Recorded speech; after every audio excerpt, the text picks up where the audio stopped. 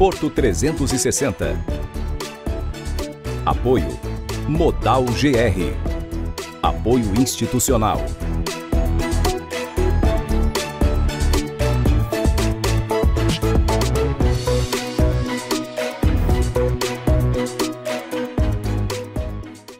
Olá, está no ar Porto 360, o nosso espaço semanal para que possamos debater assuntos importantes em relação aos portos internacionais, portos do Brasil e principalmente em relação ao Porto de Santos. Todos nós estamos iniciando o ano de 2021 e queremos saber quais são as expectativas, principalmente para o setor portuário. E para isso eu tenho hoje dois especialistas aqui comigo. O meu primeiro convidado da semana é o professor universitário Adilson Gonçalves. Adilson, obrigado pela tua presença, que prazer enorme aqui com a gente pela primeira vez no Porto 360. Prazer é todo meu, Maxwell, estar com você, com o Eduardo Lustosa e com essa sua nova casa.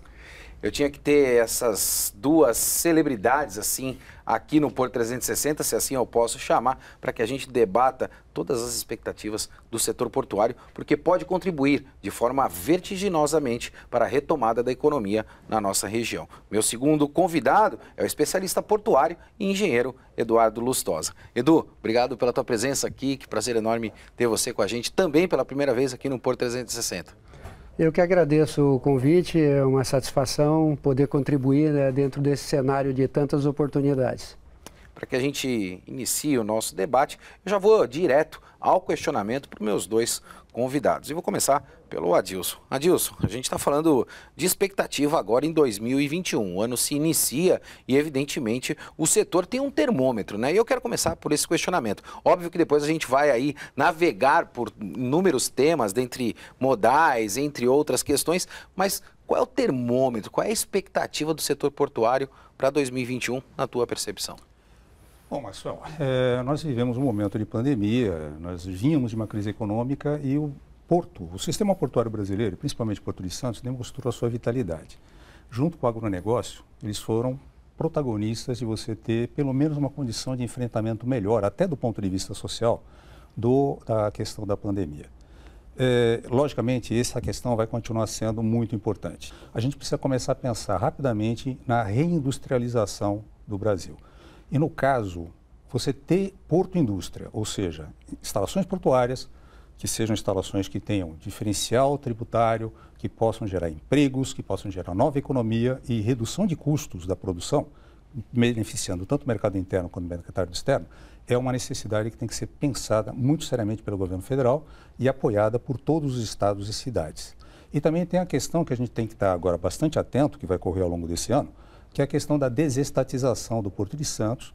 A gente pode dizer que o Porto de Vitória hoje é o grande laboratório disso, embora cada caso seja um caso, mas junto com eles a gente tem também o Porto de São Sebastião, temos o Porto de Itajaí, em Santa Catarina, que também são portos que estão dentro desse pacote de desestatização do governo federal. Então nós precisamos estar bem atentos para que a gente consiga ter um porto que continue crescendo além das suas fronteiras, ou seja, ocupando espaços disponíveis que já existem e estão previstos, para que a gente tenha, então, um incremento de economia e cargas de maior valor agregado. Edu, deixa eu te provocar aqui, eu já vou ser provocativo, como sempre eu sou, né, com os meus convidados, e eu gosto desse debate de altíssimo nível que a gente faz aqui no Porto 360. Eu acho que o Adilson foi muito feliz na colocação dele da relação da indústria, mas eu percebi também que em 2020 nós vivenciamos alguns paradigmas, e dentre eles a embriaguez, se assim eu posso dizer, de debater porto para quem é de porto. Será que um grande desafio para 2021 também para o setor portuário não é debater o setor portuário para quem também não é de porto, ou seja, trazer a sociedade mais para perto, fazendo com que a gente tenha a implementação principalmente de novos conceitos dentro do setor portuário, Eduardo?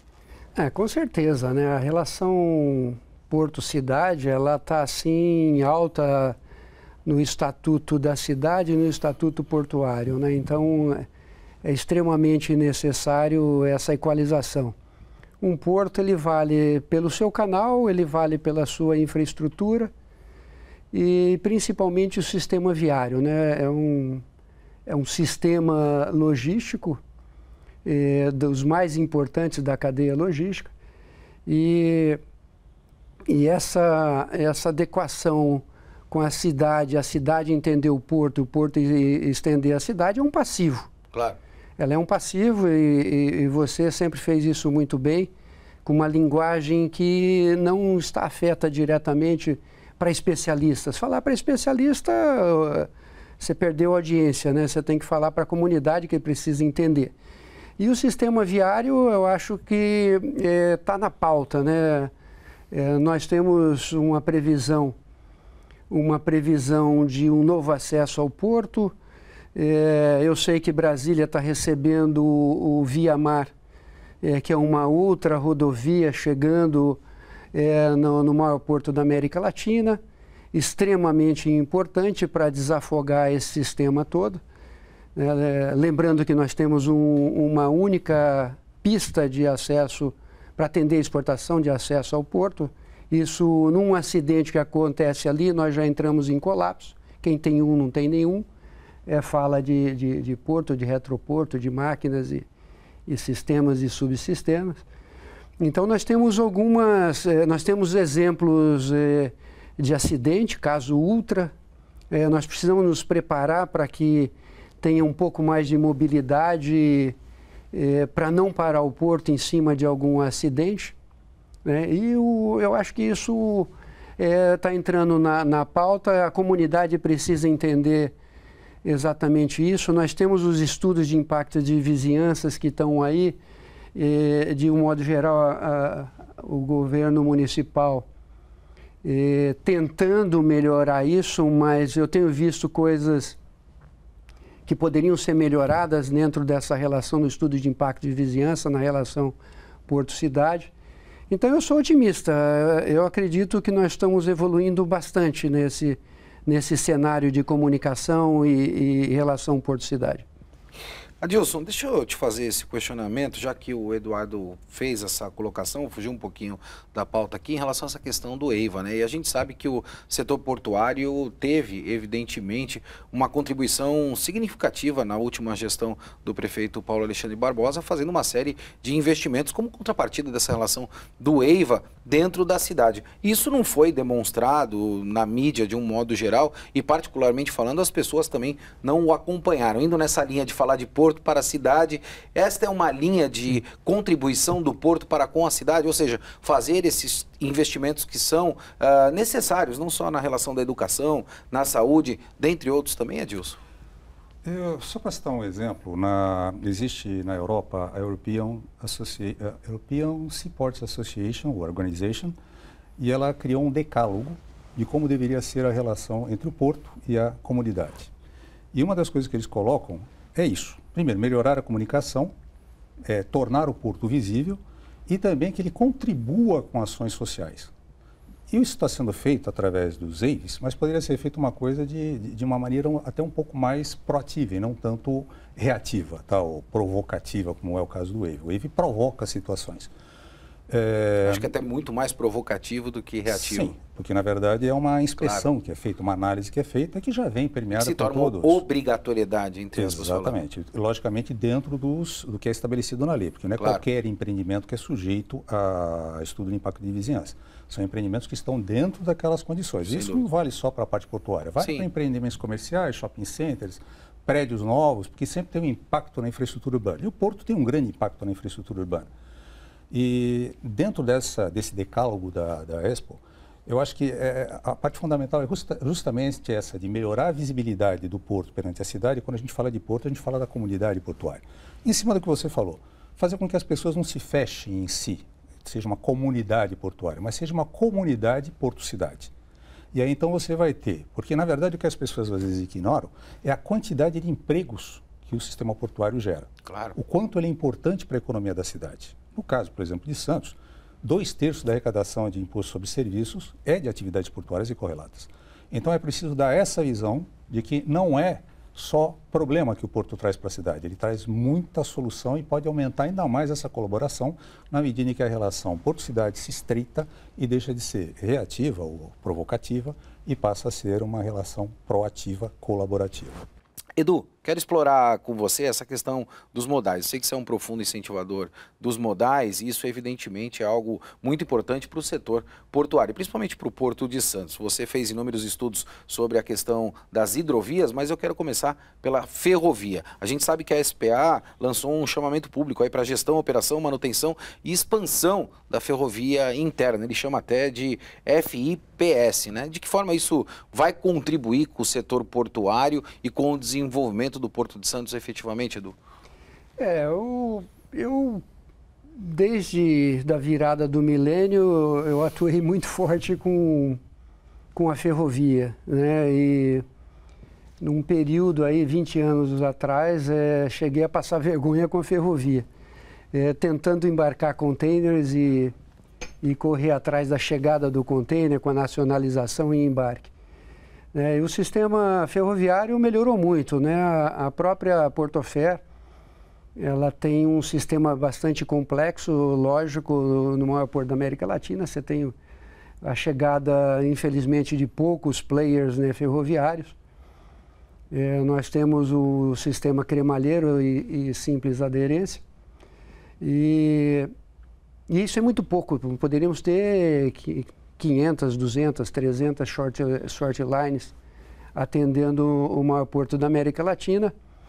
E a obrigação da Portofer em fazer o atendimento de todos esses arrendatários, todos esses terminais, é um desafio bastante significativo e tem melhorado bastante. Esse chamamento eu acho bastante competente e oportuno, né? Final de contrato, tem oportunidade de melhoria. A infraestrutura tinha vários gargalos. No período que eu estive na Codesp, isso foi visível ali, melhorias de resolver o duplo sentido, maior velocidade de entrada e saída de vagões. Apesar das críticas, né, da carga granel sólido estar no extremo do porto, na ponta da praia, ela deveria estar montante, a exemplo do Tiplan. Né? Mas do jeito que está hoje, está com uma previsão enorme de triplicar a movimentação de transporte de cargas por ferrovia. E essa privatização é essencial no momento, porque esse operador ele cuida da manutenção e o CCO, né? E o controle de tráfego operacional do sistema ferroviário. E a Portofer lá atrás chegou a ter 200 quilômetros de trilhos. Uau. Né? O sistema não é dos melhores do mundo porque é bitola mista, né? Nós tínhamos que ter uma bitola só. Uma bitola só é caro, bitola mista fica no mínimo 33% mais caro. Não é isso, professor? Sim. Então complicamos um modal, mas a ferrovia em si, eu tenho a preocupação com o modal. Você me tratou de uma forma diferenciada, incentivando os modais. Eu vejo ainda muito pobre a participação do modal ferroviário, né? Não podia deixar de ser. O modal ferroviário praticamente competindo com o rodoviário, uma diferença de fretes insignificante. Ela deveria ser no mínimo 50%, com o marítimo 70% menor do que o rodoviário, né? E nós vemos ali os outros modais nas concessões praticamente competindo com o caminhão, né? Então tem alguma coisa que não casa bem, eu sou muito crítico disso. E essa... na crítica da modelagem que estão propondo ali, fala-se até na obrigação desse gestor interno do porto, que também é limitado, não atende todo o porto, atende determinados segmentos. Ele jogou a obrigação de ampliar a movimentação, como se um operador interno... Eu não entendi muito aonde o gestor aí, ele quer chegar com esse operador interno, né? No que ele vai influenciar na aumentar o fluxo de transporte de cargas no maior porto. Mas eu acredito que essa modelagem ainda vai ser aprimorada e é muito bem-vinda.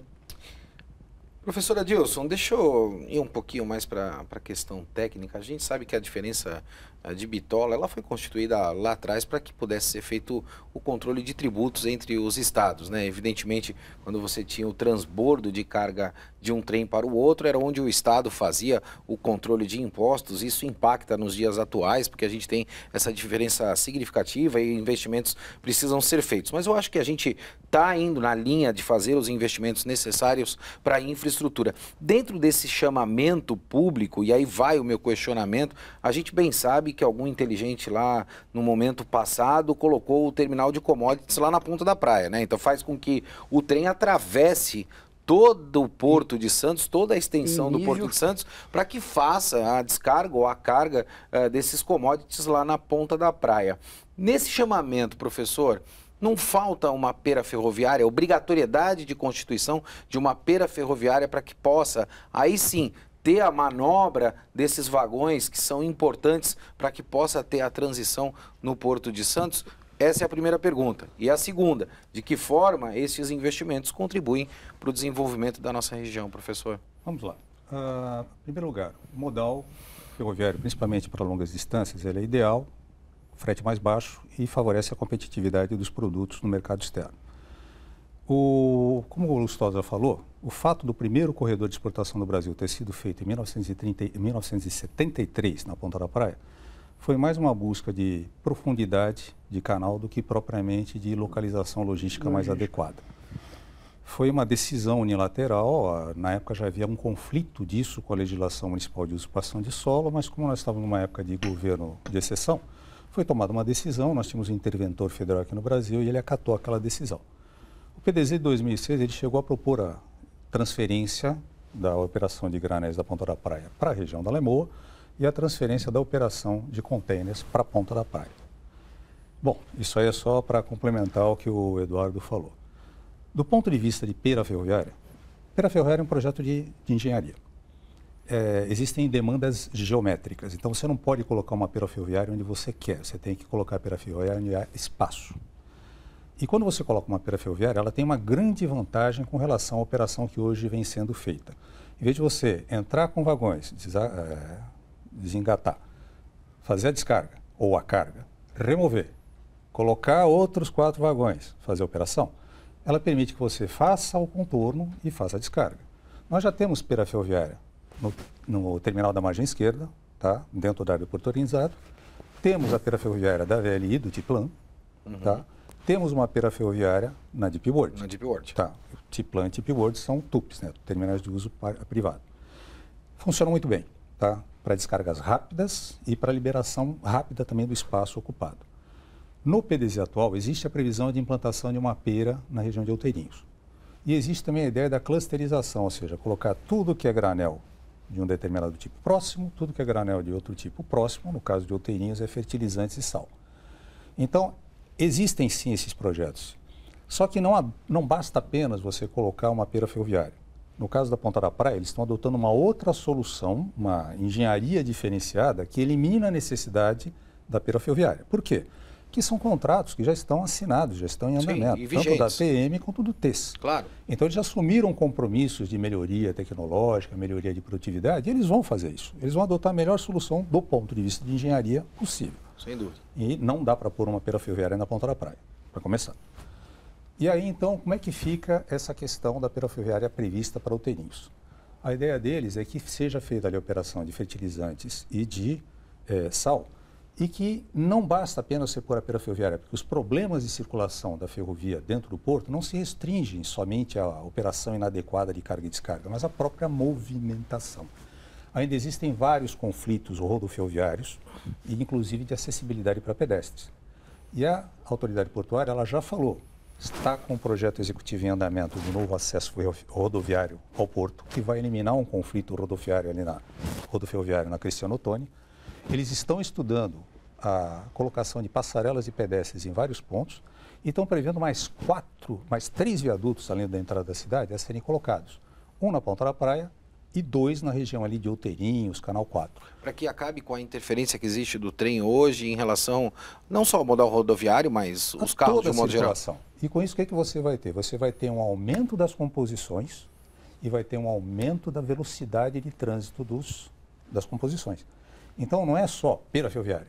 É um conjunto de ações que tem que ser tomadas para melhorar as condições atuais. Porque a gente não pode esquecer, como falou o Eduardo, que nós temos aí nas renovações de concessões de ferrovias previsão de aumento da capacidade do que chega ao Porto de Santos para a ordem de 120 milhões de toneladas ano, enquanto a capacidade atual do Porto é 50 milhões de toneladas.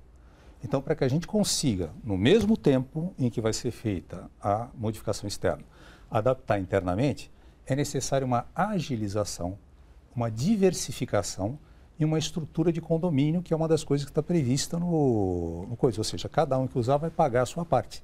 Então, vai haver também uma racionalização e quem quiser mais, vai pagar mais. Claro. Então, eu acho que tem um quê de racionalidade que, logicamente, vai ter que ser equacionado. É um chamamento público, não se sabe quais são as opções que aparecerão. Tá? Mas eu acho que é um conjunto de ações. A Pera Ferroviária é uma parte dela. Deixa eu provocar o Edu aqui para que a gente trate agora do modal rodoviário, e eu quero fazer um questionamento pelo fato do Eduardo ser engenheiro e ser especialista também dentro do setor portuário. A gente acompanhou mais recentemente a nova entrada da cidade de Santos e me faz falta muito a nova entrada do Porto de Santos. E aí eu vou questionar para o Eduardo. Eduardo, não está na hora do Porto de Santos subir a serra? Será que não seria prudente criar um grande estacionamento de caminhões lá em São Paulo, São Bernardo, em alguma grande área, para que esses caminhões pudessem descer a serra exclusivamente motivadas e dentro dessa nova entrada do Porto de Santos ter também um gate público como é nos grandes portos desenvolvidos do mundo? Será que essa não seria uma agenda de infraestrutura também para o Porto de Santos? Ou uma grande sugestão, ou seja, o Porto subir a serra para que a gente termine com os grandes congestionamentos que a gente tem e também com caminhões e veículos que orbitam a área portuária sem ter motivação? Essa também é um passivo nosso, né? Nós estamos com 130 milhões de toneladas movimentadas, queremos chegar a 250, que está em todos os gráficos, né? Está em todos os gráficos. E o nosso porto extremamente longitudinal, esgotado as possibilidades de acomodação, então não temos alternativas simples dentro da área urbana, nem é recomendável, né? Então, subir a serra ou se aproximar da serra é uma alternativa. O projeto Via Mar, ele vem com essa proposta, né? Ele nasce no alto da serra, praticamente no entorno do Rodoanel. Ele chega na região aqui do Guarapá, em Santos, em frente à Ilha do Barnabé. E ali ele cria uma outra infraestrutura, porque ele desce também com trem. Rodo ferroviário, o projeto Via Mar. Eu tive informações em meados do ano passado que isso está sendo movimentado em Brasília, é extremamente necessário. Eu não vi essa iniciativa nem no Plano Mestre, nem no PDZ, apesar de nós termos discutido isso dentro das obrigações de falar em 50 anos de projeção. O sistema viário tem que ser adequado, o canal precisa ser adequado, né, para enfrentar essa condição e deixar o país competitivo. Claro. Né? Então, é obrigação setorial. Né? Então, com um projeto desse nascendo, que vai ser inevitável, né? O Via Mar, eu não sei se o Adilson já olhou isso com muito cuidado. Eu conversei com os projetistas, dei palpite, né? E fiz algumas sugestões, né? E aquilo é sensacional e inevitável para os próximos 10 anos. Ele tem que sair do papel, né? E entrar em obras antes dessa década, senão nós chegamos com a nossa região metropolitana dependente do sistema Anchieta Imigrantes, é muito pouco para esse fluxo. é muito pouco para o sistema ferroviário que está aí. Evidentemente, quando a gente traz técnicos e especialistas, é evidente que o assunto fica de altíssimo nível, a gente pode explorar o quanto que a gente quiser tecnicamente. Mas eu quero abordar um outro tema, indo ao encontro do que a gente falou no início do programa, de falar de Porto, para quem não é de Porto também, né? O Eduardo falou de projetos que são importantes e me parece, isso a gente vem debatendo há muito tempo, que a gente tem uma série de oportunidades no nosso país, né? Principalmente para que a gente faça grandes investimentos, atraia investidores. Mas toda vez que a gente traz esses grandes projetos, a gente tem um grande problema, talvez, de miopia dentro do nosso Congresso, haja vista a BR do Mar, né? São projetos que são colocados para votação e são projetos que são esvaziados ou até mesmo confundidos com outra pauta, porque na verdade algumas pautas pegam caronas em alguns projetos como a BR do Mar. O Reporto foi colocado dentro da BR do Mar, ou seja, uma coisa que não tem ligação absolutamente nenhuma com a outra. Adilson, isso vai continuar acontecendo? Como é que está a BR do Mar na tua percepção? Este projeto que é importantíssimo para alavancar a cabotagem, e a cabotagem ajuda no desenvolvimento da nossa região? Olha, em 1984, eu trabalhei numa empresa de transportes que operava 2 navios que faziam cabotagem entre Santos e Manaus. E esses navios vinham com uma frequência praticamente semanal. E havia interesse. Na verdade, era uma coisa até curiosa, que eles chegavam até mandar carros usados para Manaus por via navio. O Porto de Santos, por natureza, por vocação, ele é um porto concentrador, é um hub port. Então, é natural que ele seja um distribuidor, um receptor e distribuidor de cargas. Não adianta você pegar, por exemplo, os grandes navios de 366 metros, 400 metros e parar pingado de porto em porto. Esses navios, eles têm, até por uma questão de manobrabilidade, de atracar em portos concentradores. E aí, tanto a cabotagem quanto os feeders vão ser fundamentais. Claro. Então, a BR do Mar, ela é uma iniciativa interessante na medida em que cria incentivos, cria condições para você aumentar a oferta desse tipo de transporte, mas a gente precisa ter alguns cuidados para que, de repente, a gente não tenha prejuízos com relação à empregabilidade da mão de obra nacional. A gente tem uma série de questões a serem analisadas que a gente não vai ficar falando aqui. E também até que ponto isso vai incentivar a indústria naval nacional a participar desse processo, tá? Tanto na manutenção quanto na construção de novas embarcações, porque é difícil com o arcabouço legal que nós temos no Brasil, competir com China, competir com Coreia. Claro. Senão, é muito complicado isso, tá? Tanto é que até já chegaram a falar uma vez que a vocação do Brasil não é produzir navios de grande porte, é produzir navios de apoio offshore, supply boats, tá? Seria uma coisa mais efetiva para o Brasil. É uma coisa complexa, mas eu acho que é importante, sim, a gente incentivar a cabotagem, que é importante a gente ter 1, 2, 3 portos concentradores no Brasil, e isso vai reduzir os custos do transporte.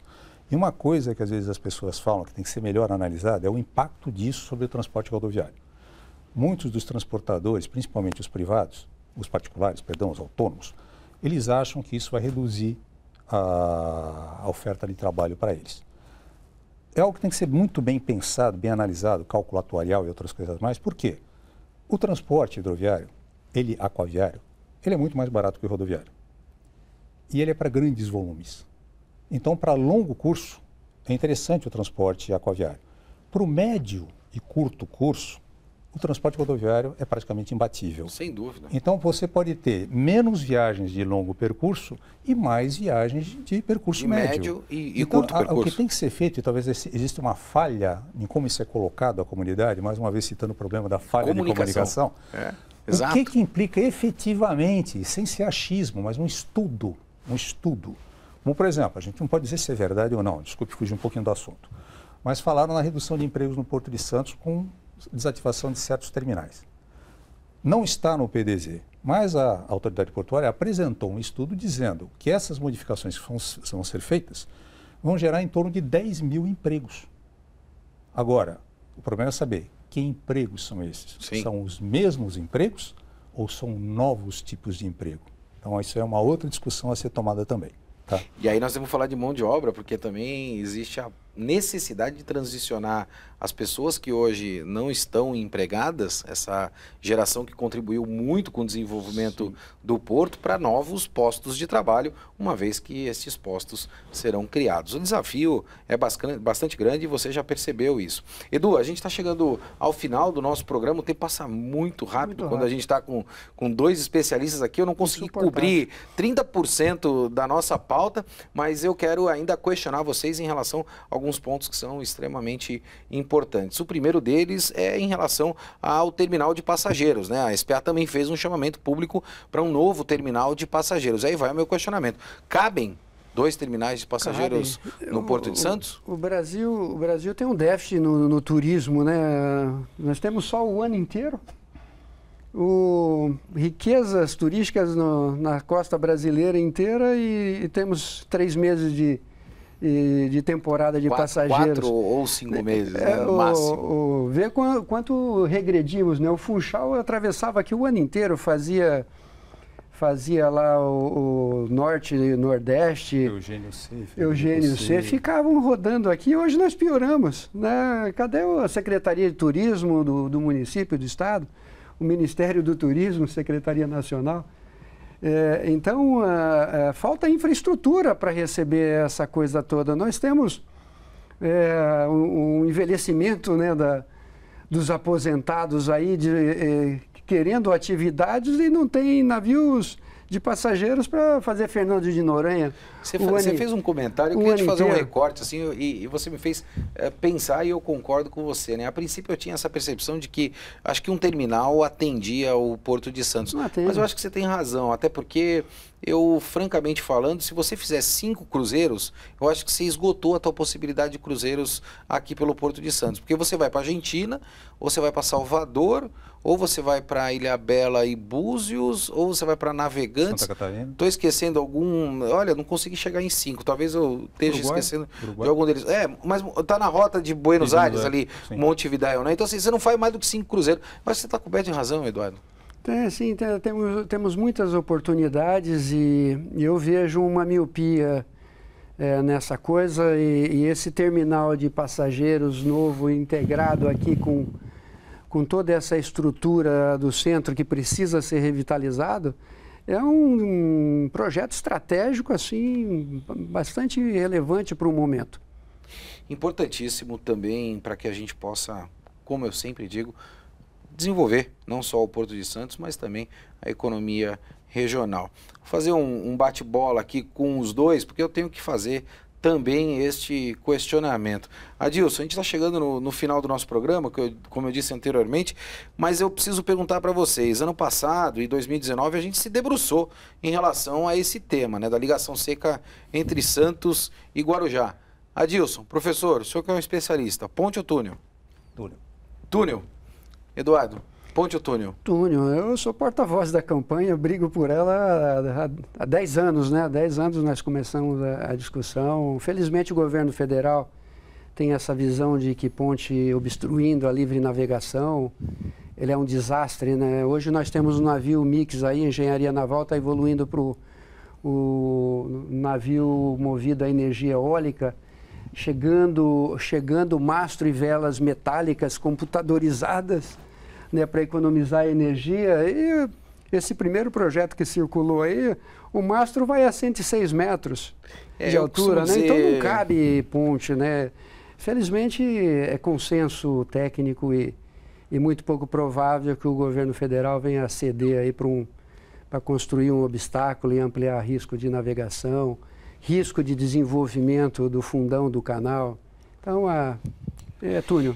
Eu tive a grata oportunidade também no ano passado de escrever um artigo em relação a essa questão do ponte ou do túnel, né? E fica a reflexão para você aí de casa. Se navio cresce para cima ou se navio cresce para baixo. Qualquer gestor de projeto vai ter uma resposta muito clara em relação a isso. Evidentemente, mitigar risco. E a gente sabe que navio cresce muito para cima e cresce também muito para os lados. Então, túnel, certamente para um porto, é a melhor solução, porque a gente acompanha o que todos os portos do mundo vêm desenvolvendo nos dias atuais. Professor Adilson, obrigado pela tua presença aqui, que prazer enorme conversar, fazer esse bate-bola com você aqui. Quero você aqui na temporada de 2021 também comigo, para que a gente possa debater muito essa maior joia que a gente tem na nossa região, que é o Porto de Santos. Pessoal, será um maior prazer, ainda mais, além de você, participando também com pessoas como Eduardo Lustosa.